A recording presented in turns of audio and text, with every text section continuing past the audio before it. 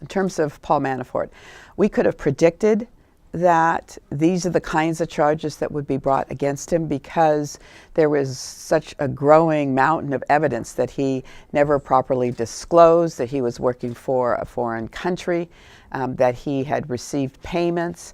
And whenever you receive payments from a foreign operation, there is, I think, a risk that there will be a lack of disclosure in terms of disclosing it on your income tax. And so all those issues are coming back to roost against him because he thought he was going to pull a fast one. Whenever you have overseas accounts, there is still a requirement that you disclose those. Now, most people who have overseas accounts have overseas accounts because they don't want to disclose the fact that they have them. So he is being charged now on conduct actually unrelated to the political campaign. And I'm sure the administration, particularly the president, will spin it that way. But here's the important part. He was in charge, the campaign chairman, during the most significant months of his campaign when there was examples of or indications of Russian engagement with the Trump campaign. So, for instance, the meeting in June in Donald Trump's office, he was there.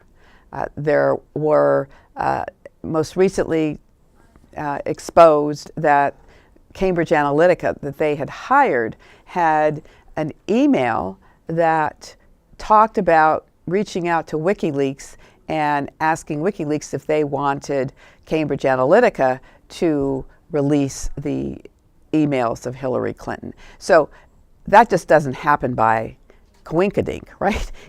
It happens because there's a relationship. So a lot will depend on if he's willing to sing.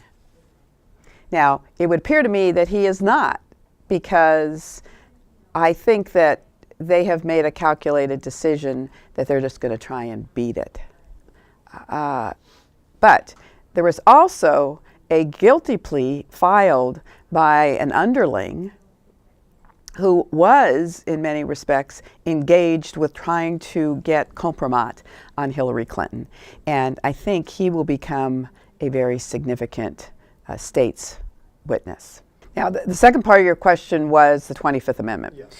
The 25th Amendment is a responsibility that the Vice President and the majority of the members of the cabinet must invoke. So my message is, you have an ultimate responsibility to this country to evaluate whether the president continues to be fit to be the commander-in-chief and the president of the United States.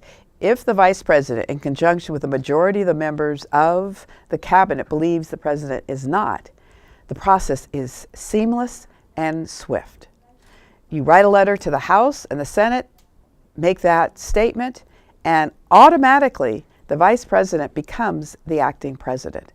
And then if the president objects, it would require a 2/3 vote of both houses of Congress. So I'm placing the onus on the vice president and the members of the cabinet. Their ultimate responsibility is not to the president of the United States, but it's to the Constitution and the American people.